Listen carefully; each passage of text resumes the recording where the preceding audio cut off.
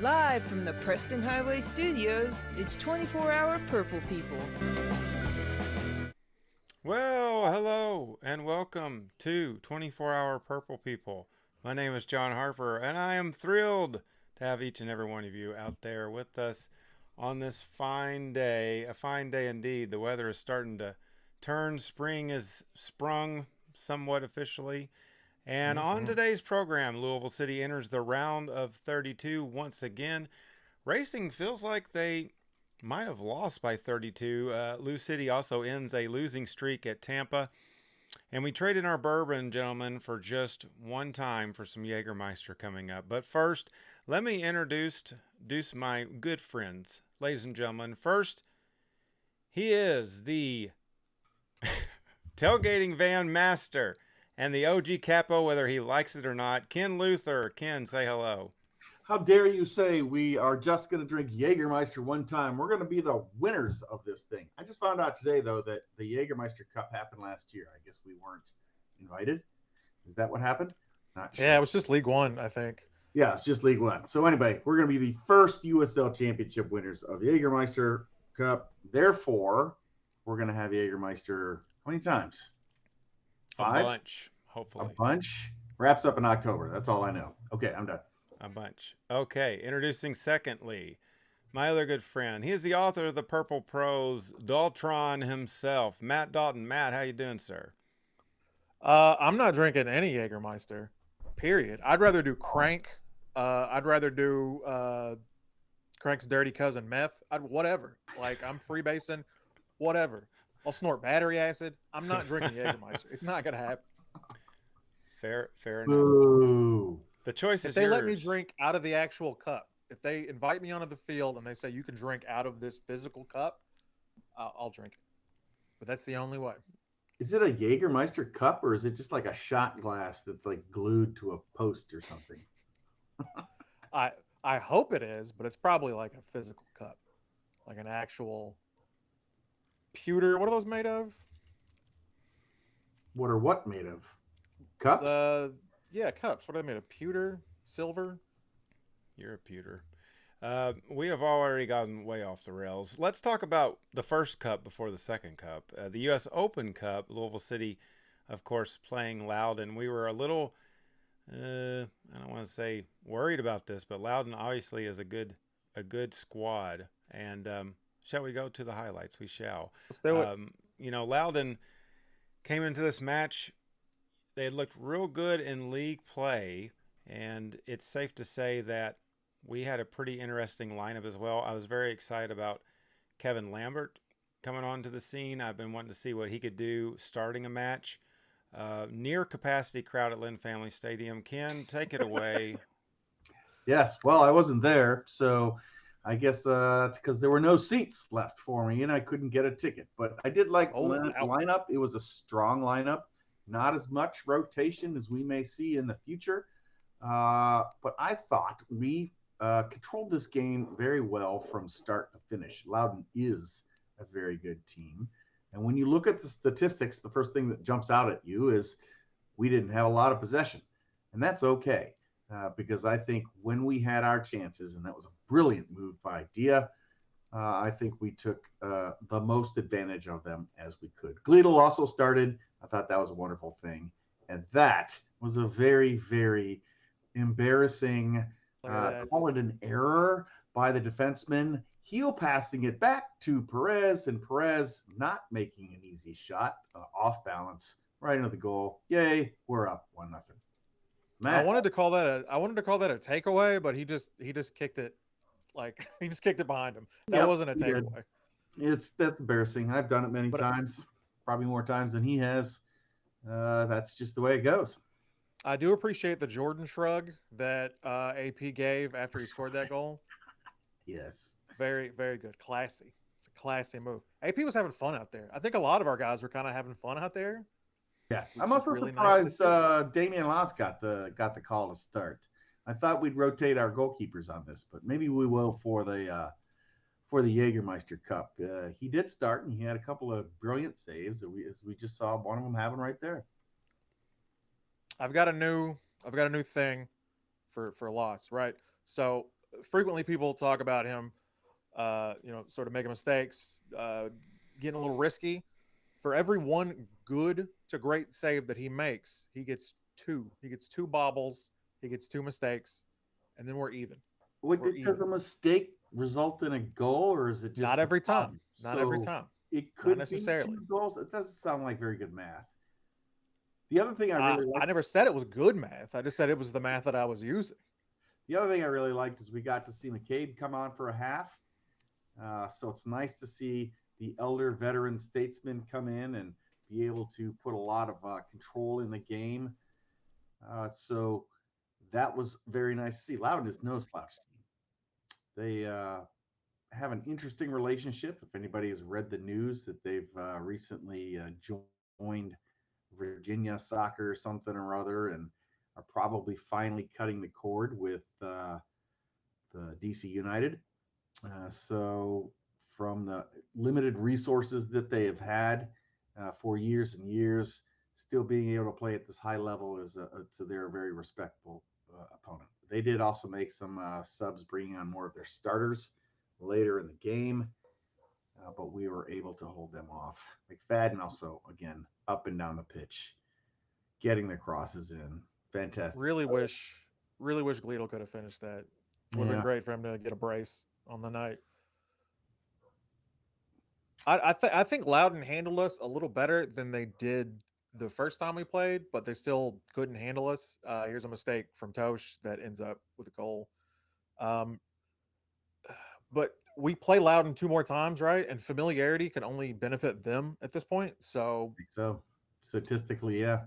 They're also still ahead of us on the table, so it's not like they're losing anybody else. Yeah, they look great in league play until they play us. Hitting that post too, another probably should have been a goal right at the end of the game, put us up 3-1, but it doesn't matter because we had more goals than them, therefore we won. I like seeing different scorers. Gleedle got on the board for the first time. I think this is AP's first goal this season in any competition. So I like that we're spreading it around. I like seeing new guys score. Yeah, it was a good, solid game all around. I think so too. Yeah, and even when we didn't have the ball, I didn't feel like we were threatened all that much. So, so Ken, you and I watched at home. We didn't go to the game because we're casuals. John, you were there, but John, what you missed out on was the presentation that Paramount Plus that Galazzo had for this U.S. Open Cup, and it was fantastic. The USL has never been covered like this. They had a wraparound show for halftime, for post and pregame stuff. They had not their A crew, but they had one of their A crews doing commentary. I mean, it was fantastic. I did like the way they did it. They did, what was it? 8 games a night on Tuesday and Wednesday. They had the first set of kickoffs starting at 7, and then they did 2 more kickoffs every 30 minutes until 10 or 10:30 in the evening. So you could flip around from game to game, find the games you wanted to watch. I watched way too much Open Cup. Hell yeah. I did also watch the Sacramento Quails. Did you know they were quails? Are those quails that we saw in the background? That's what I was going to ask. I think those were giant-sized quails. Those big-ass California quails, man. I didn't know they came that big, but evidently they have a quail supporters group that's on the back fence back there. And I watched them play the Burrito Boys. Is that what they're called? The Burrito Boys. Farolito. What a interesting game that was. It was a whole lot of fun to watch. I thought, silly me, I don't know a whole lot about these teams, that they were going to be playing like the dudes that made burritos in the restaurants around San Francisco, but that is absolutely not the case. This is a team that has tons of ex-pros, retired pros, or people still trying to get up play into the USL or the MLS or whatever. So they had very quality players. It was there was a lot of drama in the game, so very fun to watch. And I kind of wish that Farolito had pulled through being the last amateur side. They did not. So now we've got the new cup draw coming up in 2 weeks, right? Yeah, Minnesota coming to our house on May the 7th. Minnesota. Middle of the week match, but something Wednesday. I'm definitely looking forward to. A major matchup, if you know what I mean, for Louisville We're City. going loon hunting. Going loon hunting with Minnesota United. Pretty sure that's legal, but anyway. Well, the water has receded in Louisville, but unfortunately, there was a giant tidal wave last Saturday at the FAM. Racing hosting San Diego Wave in a matchup that we were cautiously optimistic, cautious being the key word on that one. Unfortunately, it just was not our day for racing. Matt, I know that you were in attendance. I also feel like that I skipped a segment, but I'm going to come back to it. We'll get around to it. But Saturday at the FAM, pretty good weather, pretty nice day. We were pretty confident about some parts of it. Matt, what did you see out there from old racing as I bring up the highlights? So, first half, honestly, not bad. Could have been worse. Okay, they were pretty physical with us, which I think kind of rattled us. I don't think that Sears saw the ball all that often. I mean, they've kind of got her down as our main goal scorer, so teams know that now. They know that they need to mark that one goal scorer, and that's pretty much it. Well,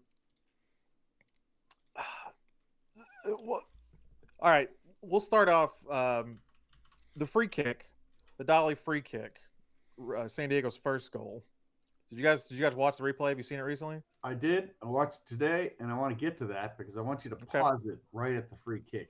Let's say the first thing that's blindingly obvious, which is Taylor Flint did not start. We were really worried about that when she went out at 80 minutes, and it was from kickoff very evident that we needed her right there at the number 6, number 8, box to box, whatever you want to call it, standing in front of the defense. And we did not have her. Now, Ari Borges did heroes work in that position, but it's just not the same thing. I am much more preferential to an Ari Borges Taylor Flint combo right there in the center of the pitch, and we didn't have it. Big problems. Have we heard a prognosis? Do we know if she'll be back in the lineup on Sunday? I don't know where we learn such things. Is there somebody out Neither there do I.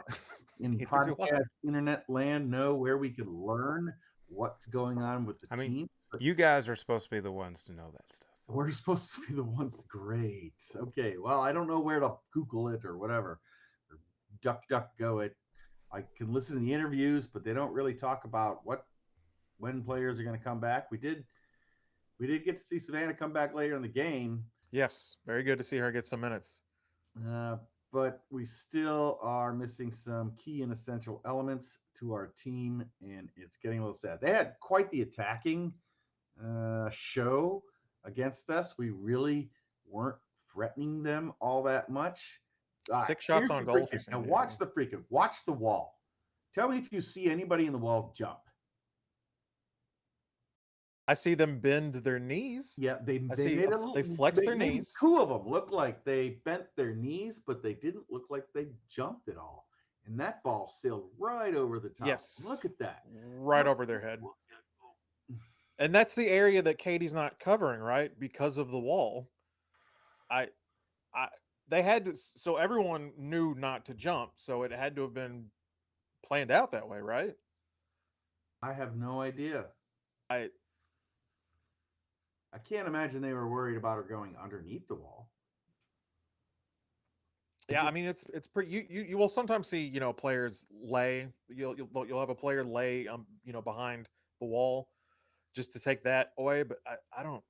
I'm not asking them to block the ball with their face, but on the other hand, I'm asking them to block the ball with their face if they need to. I mean, that's why they get paid the big bucks, right? Yeah, I don't want to ask them that, but I want them to be willing to do that, Right. Something like that. Here's another odd free kick, maybe not a free kick. Yes. So what we're seeing right here is there was a play on for the foul on Ari, right? So Ari is fouled outside the box. They set up for a free kick there, but it's a play on. They played advantage, right? We played advantage.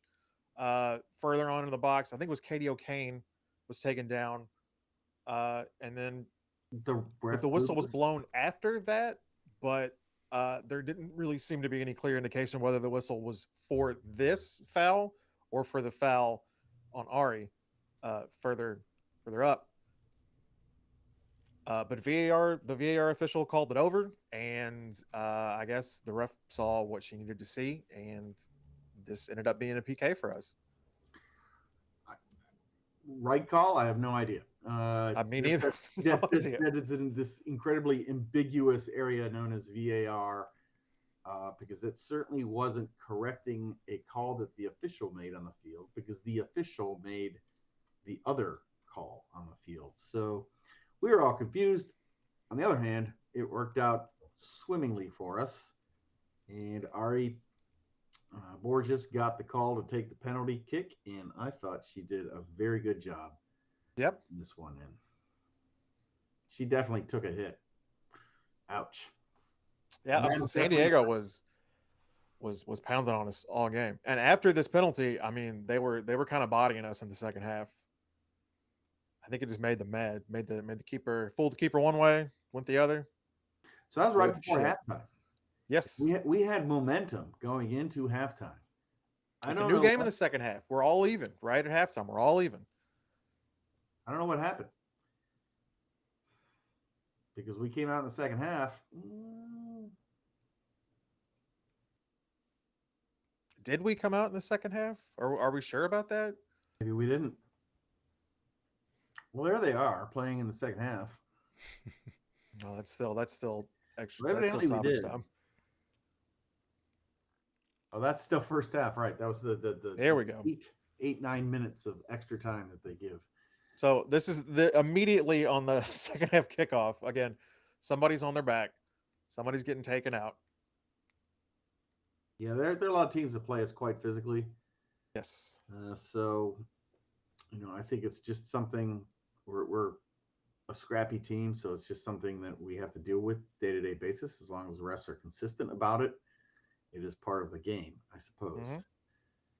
But it is this is one of they certainly were all over us, and you can see that lacking Taylor Flint being able to step up and disrupt those attacks really hurt us.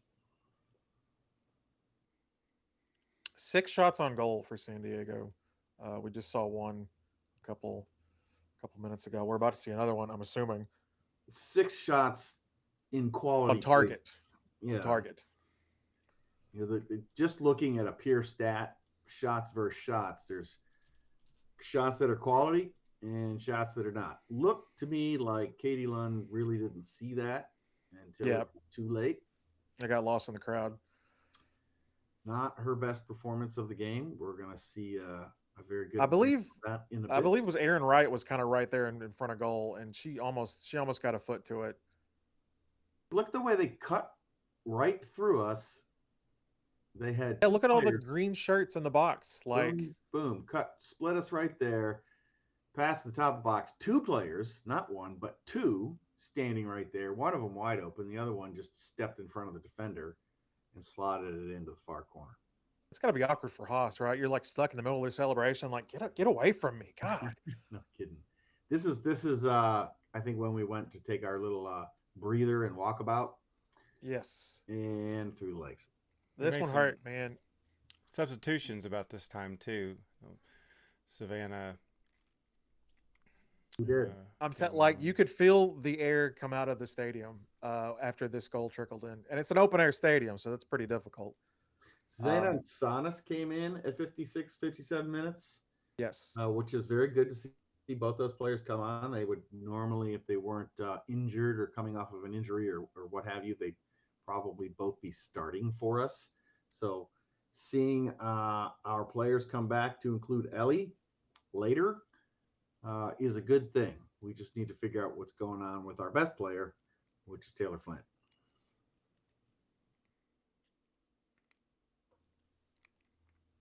I don't. Going back to that shot that kind of trickled through Katie, the San Diego didn't even celebrate after that. I think they felt bad as well. Like, I think everybody felt bad. yeah, It's a little embarrassing. I think this is Caleb Fisher's excellent shot. This yes, best save. shot on goal we had all game. Oh, good gracious. Come on, man. Give us a break one of these days. Sheridan. Puts her foot right through it. Yep, she did. At some point, has she scored yet this year? At some point, not yet. She is gonna get on the She's score. due. I mean, she is our starting number 9. No, she has 0 goals, 2 shots. She's not doing the role of a number 9. This is another one that kind of gets lost in the shuffle, but Katie leans one way, the ball goes the other. She just reacted either late or incorrectly on all 3 goals in the second half. You don't want to speak ill of Katie because, like, we've asked so much of her, right? Like, it's almost a Herculean task what she's put up in the last 2, 3, 4 seasons, right? I mean, she's been the shot-stopping leader at least one of those seasons, but that's only because she's taken more shots than any other keeper. I think that's says more about our ability or inability to defend than it does about her ability as a goalkeeper. She has had marketable improvement in her distribution over these past 4 years. She's also had marketable improvement in her ability to get the ball that's being crossed. She had a terrible habit of popping cross balls up and putting them on the ground instead of holding on to them. She's gotten a lot better at that. She was already a very good shot stopper. So right now we're just kind of in the position where she is making a few of the mistakes, probably because she's putting in so many minutes. Yeah. And at some point, we're going to have to see some rotation to see what our number 2, which I assume is Jordan Bloomer, can do. She played about 2 years ago, Jordan Bloomer, in the Women's World International Cup thing. The Women's Cup. Yeah, and she had horrible luck. I'm going to say that she was scored upon. A lot of people blamed her, but I don't necessarily think it was her fault when you watch it again. So I would like to see her get another shot between the sticks. You know, at some point, we're going to have to start mixing it up. Do you think, though, that if I understand after that performance, after that second half, I mean, wanting to try someone else out, but do you think that will completely just like shatter Katie's confidence? Like, do you take that risk? I think if you're a professional goalkeeper playing at that level and you get benched or if somebody else is given a shot and it shatters your confidence and you can't play after that, then maybe you shouldn't be playing at that level. Keepers have to have the strongest mental capacities of any player on the field. That's just the way it is. You're a professional in one of the best leagues in the world, and you're a goalkeeper. You have to have a mind like steel. Like a steel trap. I don't think that's good, but yes. I would not be surprised necessarily, and frankly, it might be just a little bit of a dose of changing it up, maybe just trying out something to give the team a little bit of energy, different style of goalkeeping, probably, obviously. I'm not too familiar with Jordan Bloomer. I do like her hair. Is this the worst start that we've had that racing has had? It feels Hard- like I don't know.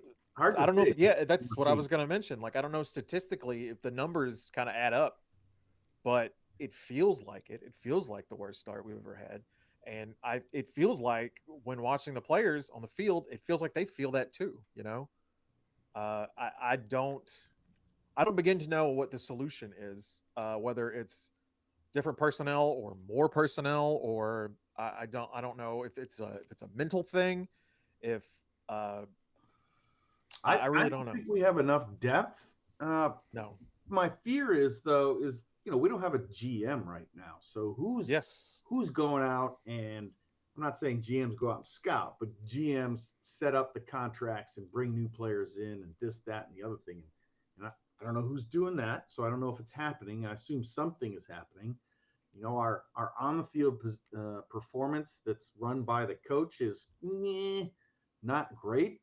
Part of it is a personnel problem. Part of it is we've had some injury problem, but we don't have any depth, so it's not like we can solve that. So these are two things that work in tandem.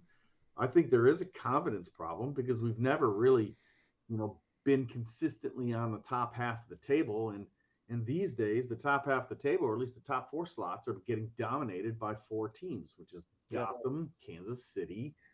Who are the other two teams? Orlando and Washington. They were the same four teams last year. So, the question is do we still have parity in the NWSL like we did in 2022 and 2023? Or has this now become a top four and everybody else type of thing? We've been outscored 6-1 in the last month, right? 6-1 in our last two games. We've got the second worst goal diff in the league. Where are the goals going to come from? Certainly not Kayla Fisher, because she's not even on the score sheet yet, and she's played most of the minutes at the number 9. But she's due. She's due. She's working hard. I'm telling you, she's due. And who backs her up? That I do not know.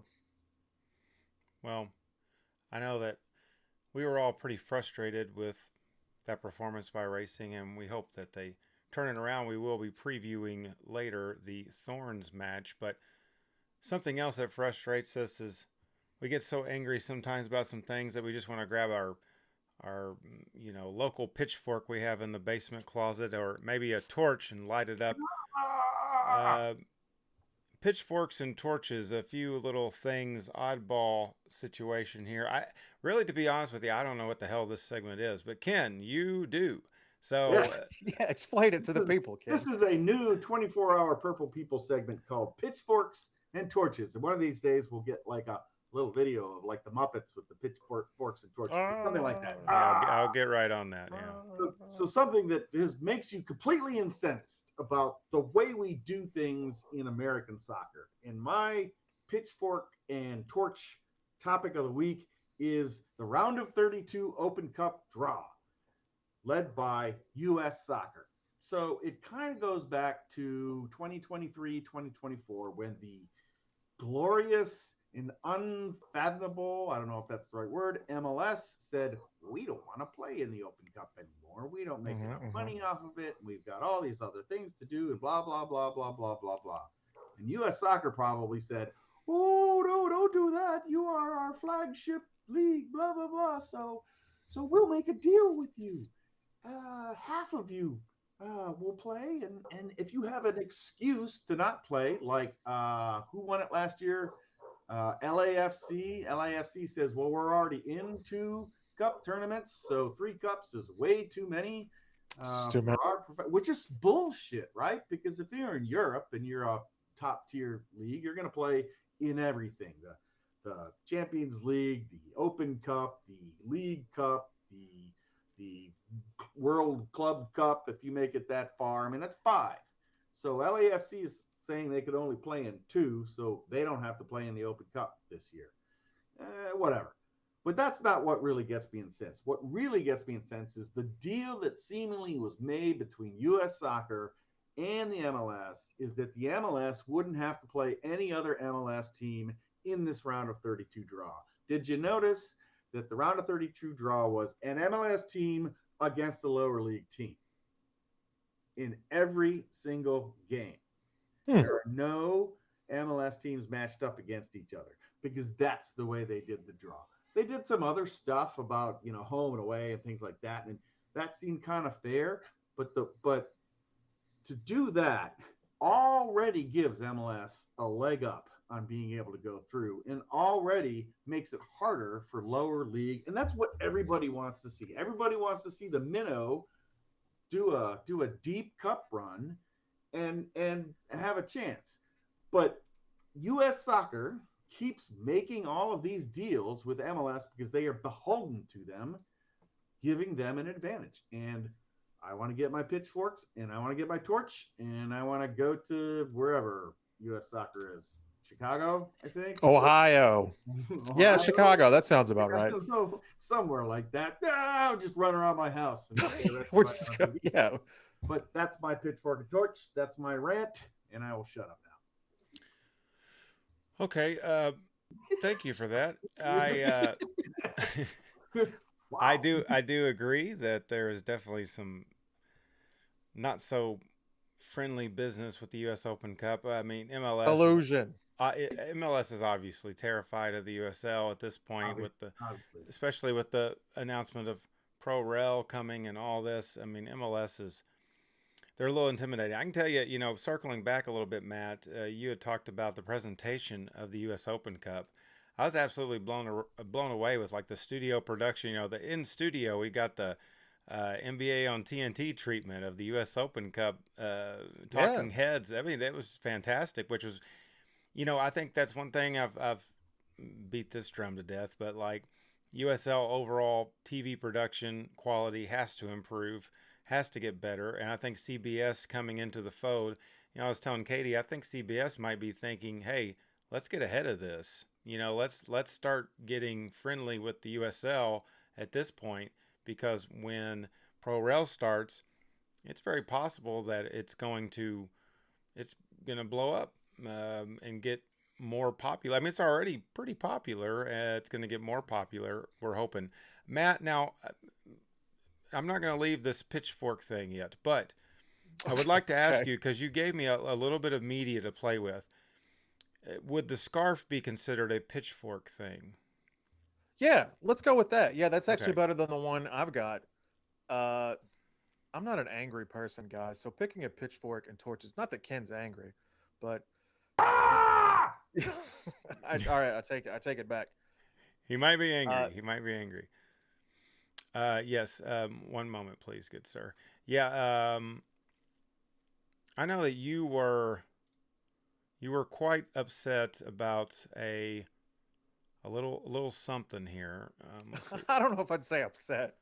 Well, not upset. That shit. So these are the season ticket holder scarves that racing season ticket holders got. They just came in, and as you can see, I noticed at some point during the match, hey, that's a USL tag on that Racing Louisville season ticket member scarf.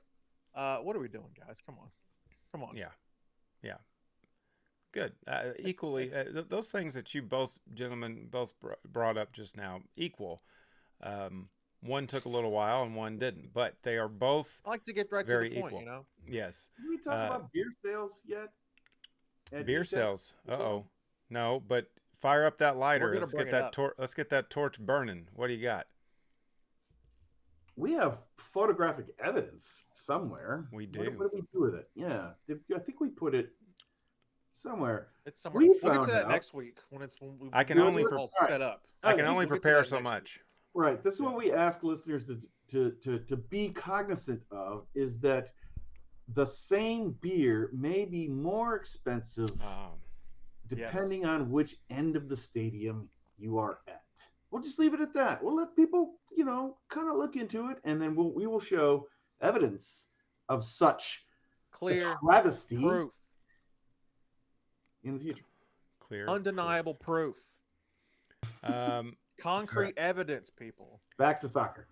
Speaking of proof, shut up. I'm the one that does the segues. Oh, sorry. Speaking of proof, Jägermeister has quite the high proof these days, if you haven't noticed that. Well, but we're not talking about that yet. I'm red carding myself for some reason. Good. Yep. You deserve a red card for that one. Yes. Tampa, our arch nemesis. Tampa Bay, our arch nemesis. We talked about this match. LouCity unfortunately had a pretty bad losing streak away at Tampa, and we made that losing streak go away last Saturday. That was an exciting matchup, to say the least. I was, this thing has done this to me now 3 times. It just keeps wanting to show me Detroit. I don't want to see Detroit. I really don't. This is honestly my favorite part of the show so far. This is what I'm tuned into. Watching Detroit. Yeah. I'm barely listening to you guys. I just want to see John fumble with. Oh, likewise. Well, first off, these highlights, Matt. How long did these take to get onto the internet? Oh yeah, these showed up on I want to say Tuesday afternoon, Tuesday morning. I think But they weren't. That was on ESPN Plus, right? Was that a Galazzo game? Was that a CBS Sports game? Yes, it was, I believe. Now we gotta uh, watch this Liberty commercial. not only were they seriously late, but did you watch the highlights? They were not good. So I think the USL highlight person, the person that's in charge of putting the highlights together and posting them where we can watch them, maybe celebrated a little bit too hard on Sunday. Pick your poison, Easter or 420. And was unable to get them up until Tuesday or Wednesday. I think that's my theory. Well, Do you guys know when the last time we won a game at Al Lang? 2018. I was there. July 7th, 2018. The last time we won a game at Al Lang. I did not know that. I did not know that. Matt, That's not an easy place. I'm assuming Tampa Bay's not watching this match. The game didn't start easier. Sorry. No, you're good. I was gonna say Tampa Bay's a rival. Like we're a lot closer in head-to-head matchups than we are with most of our other rivals. Like Indy, they're a rival in the sense that like a nail is a rival to a hammer. You know what I'm saying? Like, but this is an actual rivalry. Mm-hmm. That's my whole. I feel like they are. I feel like they're one of our main rivals. Yes. I would say so too. They're not doing very well this year, but they the first half, I thought they maybe had the measure of us. I don't know. I thought they were the better team in the first half. Kind of hard to say. They are a team stacked full of talent. So there's no reason why they should be in the position of the table they are in, but they are. That's just the way it goes. We had a couple chances. We definitely were getting beaten in various places in the pitch, especially kind of in that center section of the midfield, maybe where not necessarily Taylor, but I thought Lambert was struggling a little bit against Tampa. Did he pick up another yellow card pretty early? Let me look real quick. I don't believe so. Let's see. Not many teams could kind of run with us. Oh, he did in the midfield. So, he did. He picked up not many the yellow teams card kind of run for us. 6 minutes, which is probably we were lucky after this to be tied at halftime. That is their number 9 striker, like ours, that has not scored yet this season. Well, that's like a running theme throughout the show, isn't it? Our number 9s not scoring. Non-scoring number 9s. No extra time added. Lost with his face in his hands, going, "What are they doing to me out here? What are they putting me through?" I thought they were a better team in the first half, to be honest. Lambert's yellow card's coming up. Yeah. Or they skipped it. They might have skipped it on this highlight. I think he skipped it. He picked it up pretty early in the second half, and I think that drove making some changes. So at about 59 minutes after they scored yet? Oh, they're going to score pretty soon. We're definitely kind of, once you pick up that yellow card and you play a position like he does, which is box to box, it makes it a lot harder and you're a lot closer to getting thrown out of the game. So I think, that was watched. They definitely started to put the pressure in and around that area of the field of which he plays. And then they start getting it away. And soon they will score on the highlights. Wait for it. I thought we kind of looked. Here it is. Yeah, here it is.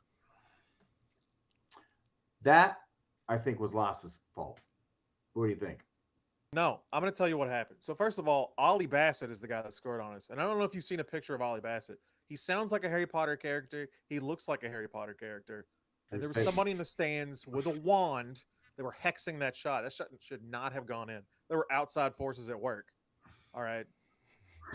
So we That were was scored on magic. by a Hufflepuff player? By dark magic. No, yes. Well, he's a Is that Weasley, what you're clearly, so saying? he's a Gryffindor. But It was a little bit of somebody's a in the freak stands shot. doing this shit, doing this, drawing little circles, and they flicked it back down. I think, why does everybody try to chip Loss? Is it because he's not that tall? He's tall. We've What are you seen talking in about? these highlights, we've seen an attempted chip here, an attempted one in Loudoun, and then that one, I guess, sort of a chip. It's not like he intended that. Look at the reaction. Look at those instincts from Gleedle. Yeah. So a minute after the Bassett goal, we had a trio of subs come on. We had Serrano come on. We had Sam Gleedle come on. I believe Evan Davila. Yep. And that really changed the complexion of the game. It sure did. Amazing subs by Danny. It put him under a lot more pressure. We weren't playing with Lambert on a yellow card in the center of the pitch. Gave us a lot more freedom, and then we were able to. They were still playing well. They're getting a lot of love out there on that right flank too. Right to the keep. It's fun. It's fine. You know, we already won this game. We don't have to. You don't have to. Commercial. You don't have to be scared. We already won this game. Yeah, I know. It's okay. We know what happens. Here's the tie ball game. Davila is so good at finding shot windows, like just putting it like in between traffic. Like he's so good at it. Also good at passing too. Yes, he's quite the formidable force. Standing back in there, predominantly holding, but also moving forward in his role.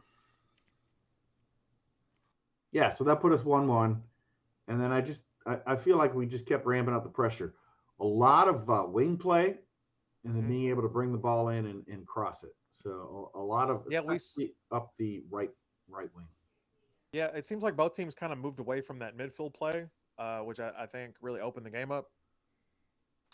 Yeah, they had a couple yellow cards too that probably forced them to back off a ton of physical midfield play, like Kyle Adams. No, that's us. He got one. Yes. Wilson got one. Castellanos. Oh yeah, again, great reaction.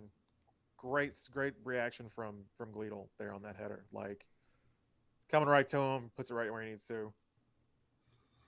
2 games, 2 goals. I mean, and an assist. Ask for anything more. And an assist, that's right. So 3 goal contributions. Big ups to McFadden too for keeping it in play, putting it right back in the middle. I don't know if he saw Gleedle there. I'm assuming he did, or if he just wanted to put it somewhere. Where somebody could Gleedle and McFadden for our Davila, McFadden, and Gleedle coming on were some of our standout players. Ordonez, of course, in the back, doing very well. And Gleedle on attack. Song still works. It's a good song. It's a good song. I actually was listening. I got off work about 8:40. I listened to the radio broadcast all the way home, and they scored both goals while I was listening to the radio broadcast. So that was we needed pretty you, cool. John. We needed your ears. Who was you? That was pretty cool. You were our magic. Yeah, I had the little wand right there, driving down I-65. I don't want to hear about your little wand. Hey.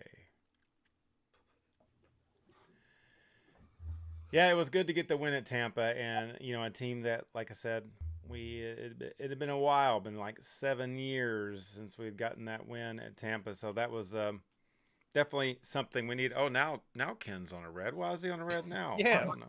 Good. Ken, that's not an actual red. Don't worry, my friend. Anyway, so but yeah, I don't know. Comeback win on the road. Grit. I believe you said it in the group chat on Saturday. Grit. Fucking grit and grind. Mm-hmm. They kept that mentality, and when you're wearing a LouCity badge, you are never out of the game, and they just showed it again. And then just once again to point out, amazing timing. Right after that goal, Danny said, well, subs. And that just really changed the outlook of the rest of the game. The intensity stepped up. We were playing a little bit more attacking a lot more pressure up front. I felt like watching the highlights, and yeah, I think that obviously it's always good to get a win at Tampa. We know that right now they are under the struggle bus at the moment, but we'll still take the points. Exactly, always good to get that win. All right, so now we can talk about Jager. We're going to trade in our bourbon for Jager just one time this Saturday at Lynn Family Stadium as LouCity is welcoming our good old friends from way back when, the Richmond Kickers, a team that we have kicked before, and we shall kick again. Much respect to Richmond. They have some of the best attended games in USL League One. Hell yeah. And I'm very excited about this Jager Cup. It has a very World Cup-ish type format, I guess. And yeah, Ken, what do you see with the kickers that we have kicked? I have a very similar feeling I've always had about the Richmond Kickers is I've never been fearful, knock on wood, that I think we have very good chances. We have a lot of games coming up, starting on Saturday, then another game on Thursday, and then an MLS opponent on Tuesday. So that's 3 games in 10 days or 4 games in 2 weeks, which is a lot. So I would expect to see a lot more player rotation than we have seen, which always opens up an opportunity for a team like Richmond. They are certainly going to want to try to beat us for the first time in their life cycle. We've played them 9 times. We've drawn twice, and we've beaten them 7 times. And the last time we played them, we beat them 6-0 right there in their stadium. So they're going to definitely want to knock us out. Did they knock us out of the cup, or are we in a group stage? It's group play. We're in group play right now. They won't knock us out, but they certainly will make our life a little bit harder. I expect us to win. I think we have a much deeper bench. They have lots of games just like we do. They're not in the Open Cup right now, so they're not going to have that on their sheet, but they certainly have regular league play, and they don't have as thick a bench as we do. I think it should be a win. I don't think it's going to be another 6-0 routing like we had last time we played. I think it'll be a lot closer and a lot tighter. It will probably be a very physical match, too. I expect them to come in and try to push us around a little bit in our own house. It's not going to work out for them. We're going to pass the ball right around them and put it in the net. Matt, Richmond plays in a league with such clubs as Charlotte Independence, which we also know very well, FC Naples, which made a name for itself recently. How excited are you about Saturday? And a follow-up question once you tell me about that. Do you or do you not like Jägermeister when it's ice cold? First of all, I like kangaroos, so I am looking forward to Richmond being here. I think kangaroos are really cool. They got the big pocket. I think it's really gooey inside. That's what I've seen. So don't try to get inside of a kangaroo pocket. First of all, they'll kick the shit out of you. Second of all, I think it's gross. I think it's pretty gross in there. I haven't watched a minute 1 of Richmond this year, but it is good to see them again. They're 4th in League One. They got a 3-1-3 record. It's 3 wins, 1 draw, 3 losses. 10 points in 7 games. They are, however, the highest scoring team in League One. They've taken the most shots. They scored the most goals. They've got the best goal percentage. So they're not without their talent in attack, but they're also 10th out of 14 in goals conceded. So we should be able to put some on them. I want Philip Goodrum to start. I want him to put 5 or 6 on them and, get the good vibes going and then take him out after 15 minutes or whatever, after he scores those. That's what I want to see. I want to see Goodrum get going. No injuries. Yeah, I just want to see a good win. Answer the Jager question. Oh, the Jager question. No, Jager's fucking gross, man. It's Do you think there's actually deer blood in Jager like there used to be when we were 12? You used to think Who- deer blood was in who Jaeger? told you that? That's why there's a deer on it. You didn't know this? No, I did Wow. not. Is that Sorry, why it tastes like friends. licorice? Yeah, that's actually that's what deer blood tastes like. Licorice? Yeah. Huh. I didn't know that either. Yeah, you guys never heard that old wives' tale? No? No Guess not. wonder people kill them so often. No wonder people Yeah. are always hunting deer. Yeah, Get candy for blood. and Matt, when you hunt deer, you got to have something sharp, maybe an arrow, possibly just a giant thorn. As racing is traveling out to Portland to face a dangerous Portland Thorns team, a team that just came off a victory with Seattle, if I'm not mistaken. That segue was so good it was bad, but it was also so bad it was good. I just Yep. want you to know that was I agree with that. Exactly. Good. But thank you for that compliment. As a result, I'll start with Ken racing out at the Thorns. Just to get to the point.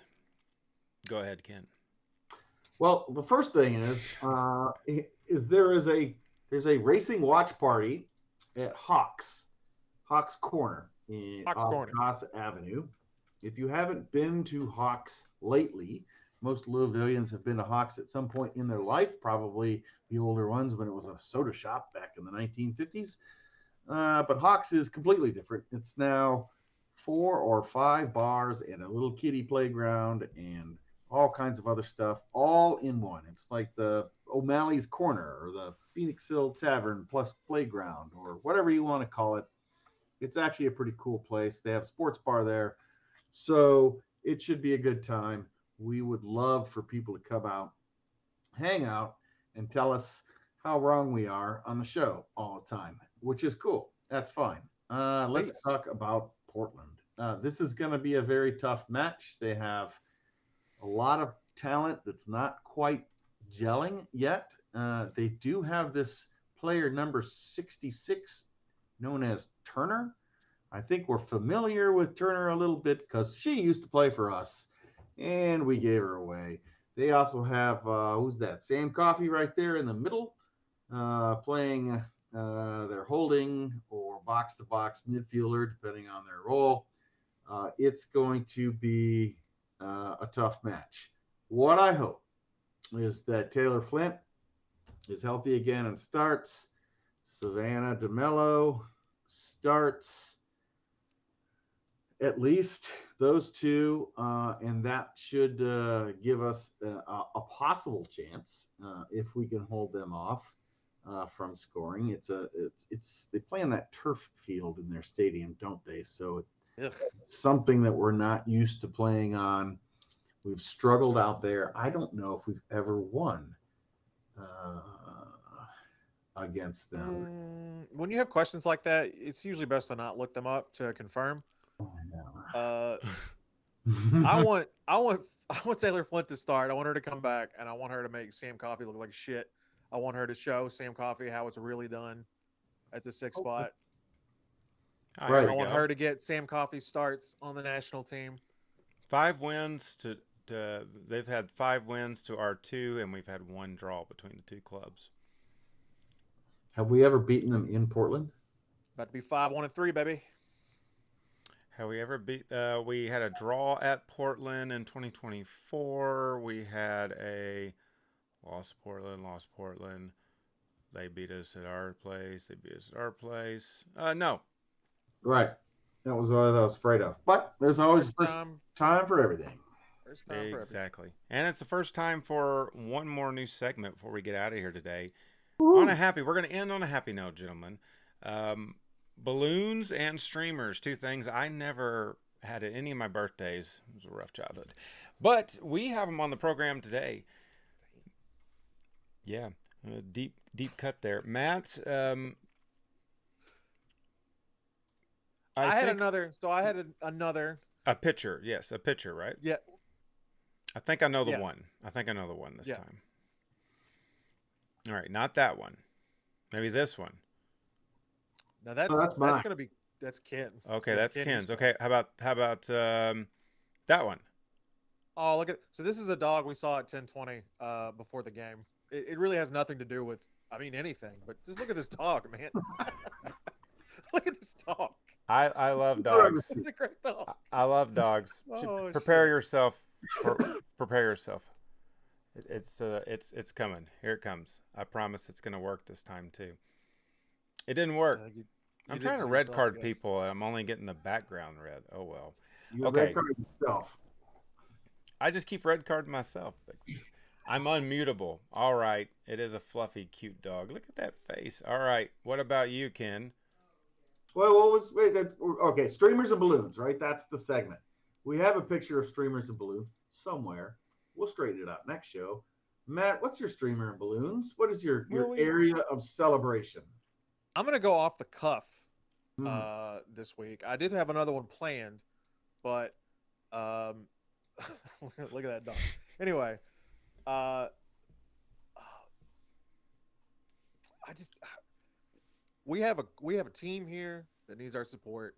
It's Racing Louisville. All right, we need a lot of. I see a lot of folks. I see a lot of people that have sort of already resigned themselves to failure. They've already consigned that this is going to be a losing season.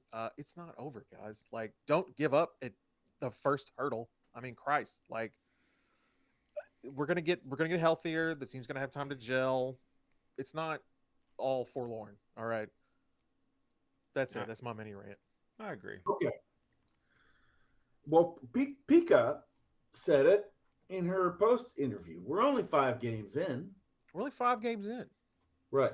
We're only Okay. 5 games in. My area of celebration.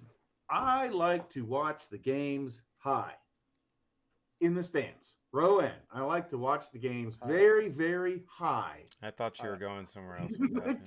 In high the as you can get. stands. And when walking up and down all those steps to get to our seats where we're very high watching the game, looking down, you get hungry. The best snack after watching the game very high in the stands is the ice cream sandwich. Oh, It is between 2 soft cookies, big chunk of ice cream. I think Matt might have said something like, "This is the best thing I've eaten in my life." At one point, we after the 3rd or 4th goal scored against Racing on, what was it, Saturday, Sunday? Yes. Not even sure anymore. We went and got ice cream sandwiches, and we felt much better about ourselves. So they are highly recommended, especially those people who like to watch the game high in the stands. high up in the stands. High like up us. in the stands. High, just super high, like as high as you can get, like almost dangerous, like super high up. Yeah. Okay. Well, fair enough. That's those fine. those ice cream sandwiches, by the way, are Philadelphia's best flavor ice, water ice, whatever it's called. It's got a big bell on it. I think as you come in through the main gate, it's on the right side of the concourse.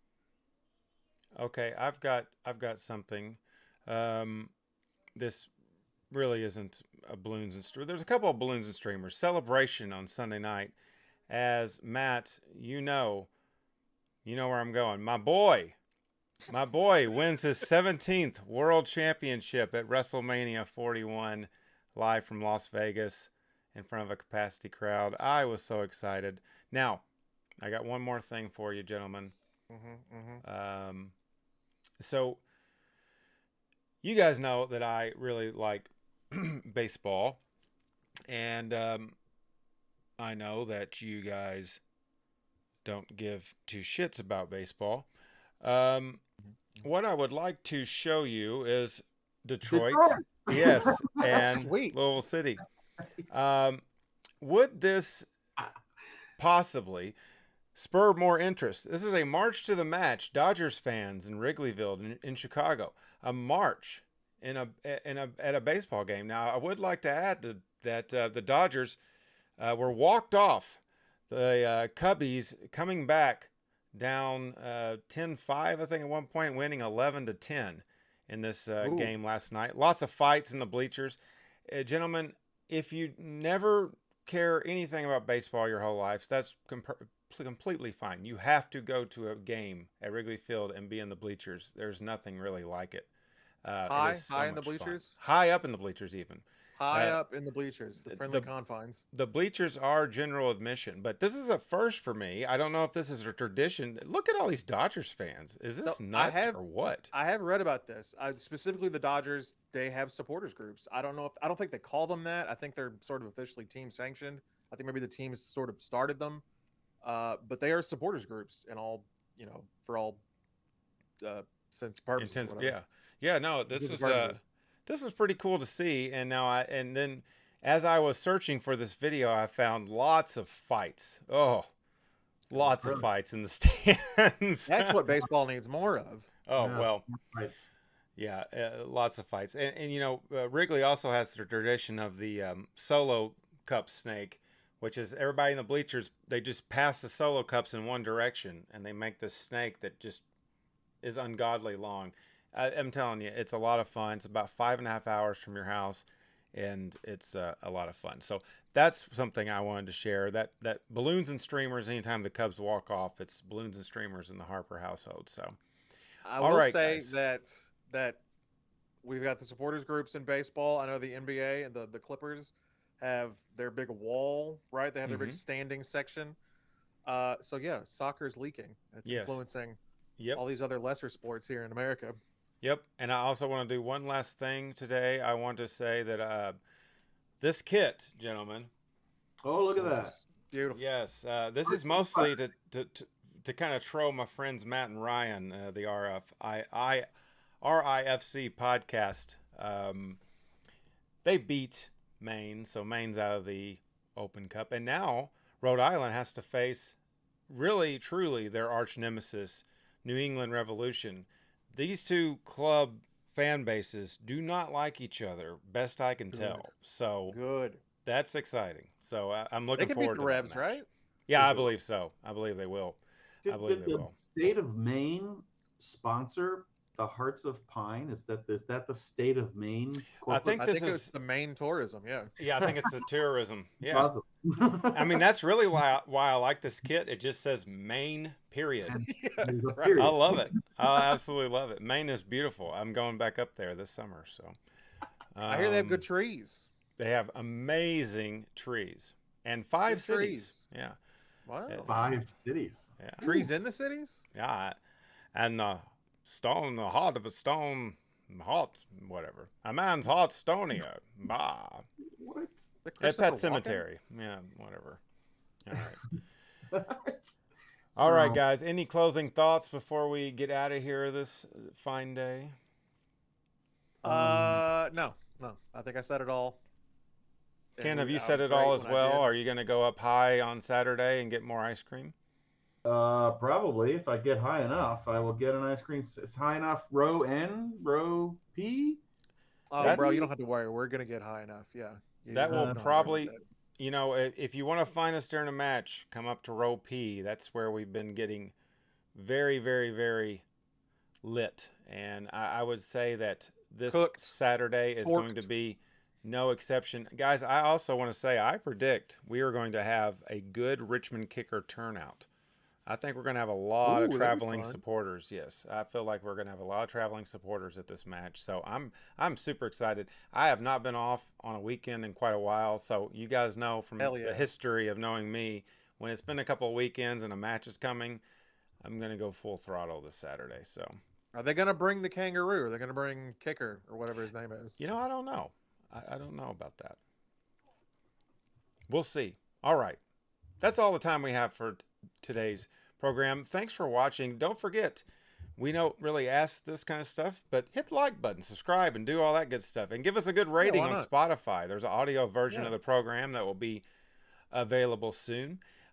We appreciate you tuning in. We hope to continue on forward, and when we have time, we'll be throwing together even more fun stuff. Tell us what you think about these new segments in the comments below. We would love to hear what you think of these segments, and remember who came up with them. Also, we just want to take a second to recognize all of our good friends and pals throughout the community of Louisville City, and check out that watch party. Where is it again? One more time, Ken. 1000 Goss Avenue, Hawks Corner. Sorry, I talked over you, Ken. That is fine. Google Maps. What's the name of the place again? Hawks Corner. Hawks Hawks Corner, Corner. sports bar. So the sports bar is, I think, right next to Pizza as Fuck or Pizza AF. It's not the first bar that you walk into. It's a couple bars over. So I think that's where it is. It's literally on the corner.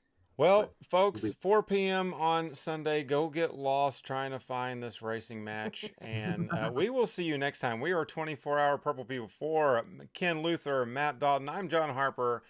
Have a good one, everybody. Bye-bye. We'll see ya.